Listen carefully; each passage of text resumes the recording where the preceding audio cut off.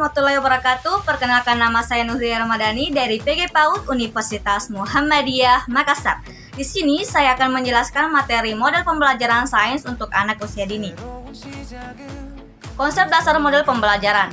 Pengetahuan tentang model pembelajaran sangat berkembang pesat sebagai bagian dari ilmu pedagogi dalam pendidikan.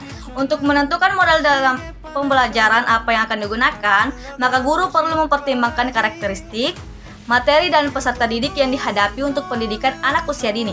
Terdapat beberapa model pembelajaran yang dapat diterapkan di kelas, yaitu problem-based learning, project-based learning, dan cooperative learning.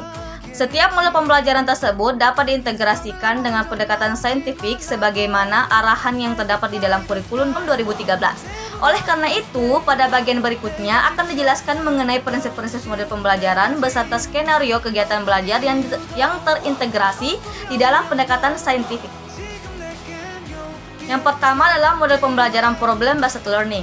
Terdapat beberapa macam keterampilan dasar dan sikap yang dapat dikembangkan melalui problem-based training.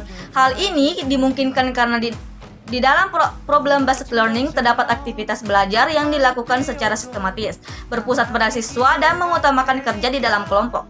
Kemampuan dan sikap yang dapat dikembangkan melalui problem-based learning adalah yang pertama, kerjasama, yang kedua, kemampuan menyimak, yang ketiga, menghargai pendapat orang lain, yang keempat, keterampilan komunikasi, dan kelima, berpikir kritis.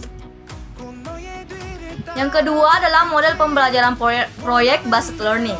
Project-based learning merupakan strategi pembelajaran di mana siswa harus membangun pengetahuan konten mereka sendiri dan mendemonstrasikan pemahaman baru melalui berbagai bentuk representasi.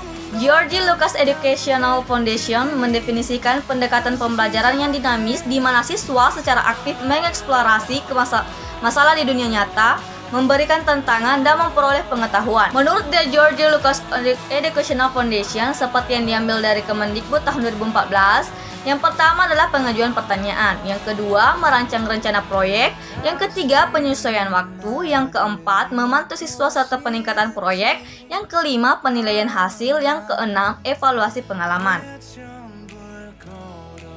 Yang ketiga adalah model pembelajaran cooperative learning.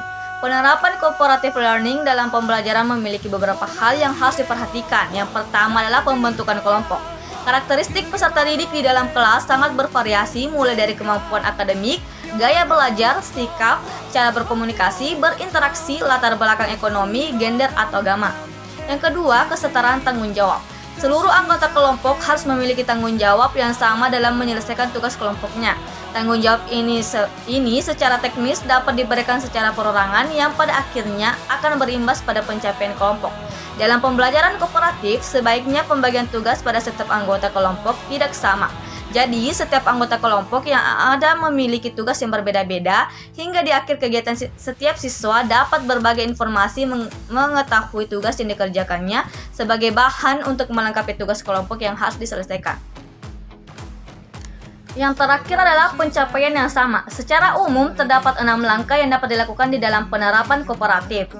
Langkah-langkah tersebut secara berurutan yaitu menyampaikan tujuan dan motivasi kepada peserta didik ke dalam kelompok kooperatif, membimbing kelompok bekerja dan belajar, evaluasi dan memberikan penghargaan. 6 langkah dijelaskan kembali secara lebih rinci. Yang pertama adalah menyampaikan tujuan dan alur pembelajaran, yang kedua menyajikan masalah, yang ketiga mengorganisasi peserta didik ke dalam kelompok, yang keempat membimbing kelompok, yang kelima evaluasi, dan keenam memberi penghargaan. Sekian penjelasan materi dari saya, mohon maaf bila ada kesalahan. Assalamualaikum warahmatullahi wabarakatuh.